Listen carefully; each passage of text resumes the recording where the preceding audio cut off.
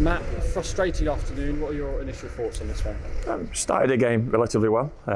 From that point on, in terms of our first goal, I felt we were not half a yard off it. We didn't come out on top when the ball was close to our players often enough, and the Oldham players did for the remainder of that half, and got ahead through an outstanding strike from the lad. We should still have dealt with that, to be honest with you. But an outstanding strike from the lad, and then second half we've had all the ball with little impact. When there's a lot of bodies to break down, we didn't quite have the quality or nous or know-how in relation to that. Certainly wasn't for the want of trying, and they've put their bodies on the line and defended the goal well, but we couldn't quite do that. And it's been the story of the season so far in terms of just having to chase the game in a certain way. Like I say, we started the game really well. The first goal was my main concern. That's really poor from our point of view and from my point of view. And the second goal, you can say, is good quality from them, but it's still the build-up in relation to that. I mean, we certainly saw in the second half, we threw everything at it, but Oldham just seemed to get to it. I mean, clearance off the line, the rebounds. Yeah, but still not enough in terms of, I've got Fisher on the pitch, Bowman on the pitch, Josie on the pitch, and we got enough creative players. They just didn't get enough touches in the opposition box. We cast your mind back to the clearances off the line and keeping making saves. For the amount of possession we had, middle and deeper areas, we just didn't quite work it enough. That's the way it was in terms of second half, and it gets more and more frustrating, and then you start coming off script to a certain extent because you're desperate to affect the game. And they sat in really well and got bodies behind the ball. It's the hardest thing to do in football, score when you've got that many bodies behind the ball, which is why when you go ahead or when you start a game, you've got to be in it at half time.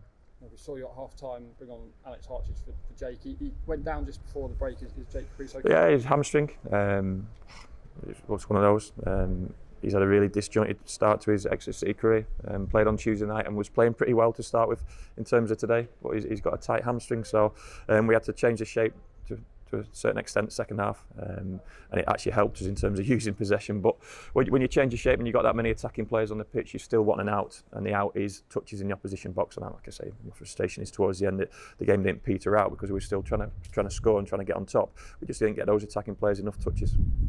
I think when Alex did come on though, he looked pretty comfortable. I mean, he fitted in quite nicely because obviously he's not had many opportunities as some of the other players this season. No, look, he's capable of doing that. He's barely had to defend his box. I think the whole team have barely had to defend their box. Second half, it was always work on the halfway line, and Alex has got fantastic legs. Look, he'll be disappointed at times in terms of the deeper players in what I've spoke about didn't quite work the ball well enough to the penalty spot, to the 6-yard box around the goalkeeper, certainly around their centre halves. So that's part of it.